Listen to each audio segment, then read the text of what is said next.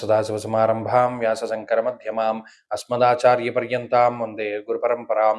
జ్యోతిష్ శాస్త్రాన్ని భావితరాల వారికి ప్రసాదించిన ఋషుల యొక్క పాదపద్మాలకి నమస్కారం చేసుకుంటూ, అలాగే నాకు ఈ జ్యోతిష విద్యను నేర్పిన గురువర్యులు జ్యోతిష బ్రహ్మ కీర్తిశేషులు శ్రీ ఈరంకి సూర్యనారాయణమూర్తి గారు, సూర్యశ్రీ దైవజ్ఞ గారి యొక్క పాదపద్మాలకి నమస్కారం చేసుకుంటూ, ఓం శ్రీ మహాగణాధిపతి నమః, శ్రీ గురుభ్యో నమః, హరి ఓం. వీక్షకులందరికీ నమస్కారం. కుంభరాశి వారికి ఇది అనుకూలమైనటువంటి వారము. గత వారం చెప్పుకున్నాం, వచ్చే వారం ఇంకా బాగుంటుంది అని. గత వారంలో కుజబలం లేదు, రవి బలం తక్కువ. ఈ వారంలో కుజుడు తృతీయము, రవి తృతీయము, చతుర్థమందు శుక్రుడు, పంచమమందు గురుడు, జన్మరాశి యందు చంద్రుడు. ఇక్కడ చంద్రుడు జన్మరాశి యందు సంచరించడం వల్ల శరీర సౌఖ్యం, ఆరోగ్యం, సంతోషో, ధనమున్నతి అన్నది శాస్త్రం. డబ్బుని ఆకర్షించగలుగుతారు, ప్రజల్ని ఆకర్షించగలుగుతారు, పదవిని ఆకర్షించగలుగుతారు. ఇలా జనాకర్షణ, ధనాకర్షణ ఇవన్నీ పెరుగుతూ ఉంటాయి. అలాగే మీ సంబంధమైనటువంటి వృత్తి ప్రవృత్తుల్లో విపరీతమైనటువంటి అనుకూలతని ఈ గ్రహస్థితి చక్కగా కుంభరాశి వారికి కలగజేస్తూ ఉంటుంది.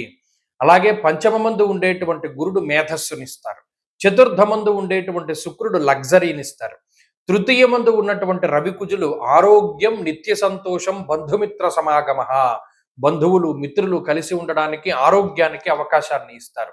అలాగే రెండవ స్థానమందు ఉన్న శనేశ్వరుడు ఒక్కరే ఏ విధంగా ఇబ్బంది పెడుతున్నారో, సదాక్లేశం వృధా వైరం, అక్కర్లేని తగువుల్లో ఇన్వాల్వ్ అవ్వకండి. ఒక చోట మీ సమయం పోతోంది అనుకుంటే అటువైపుకి వెళ్ళకండి. జన్మ రాహువు కూడా జోదము, స్పెక్యులేషను, బెట్టింగ్లు ఇటువంటి వాటిని ప్రోత్సహిస్తాడు. అటువంటి వాటి జోలికి వెళ్ళకండి. ఇప్పుడిప్పుడే మీ దగ్గరికి డబ్బు వస్తుంది, అనవసరంగా దాన్ని పోగొట్టుకునేటువంటి పరిస్థితుల్లోకి వెళ్ళకండి. కొంతకాలం కంట్రోల్లో ఉంచుకోండి.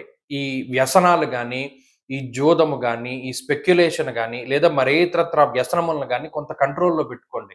తత్ఫలితంగా ఈ వారం చివరికి వచ్చేసరికి అద్భుతమైనటువంటి ధనాన్ని మీరు పోగు చేయగలుగుతారు. మంచి అవకాశాలు వస్తాయి, మంచి ఉద్యోగ అవకాశాలు వస్తాయి, మంచి పేరు వస్తుంది, మంచి పలుకుబడి వస్తుంది. అన్ని విధాలుగాను కూడా గ్రహస్థితి సహకరిస్తుంది. కాబట్టి కుంభరాశి వారికి ఈ వారం చాలా అద్భుతమైనటువంటి ఫలితాలు ఉన్నాయి.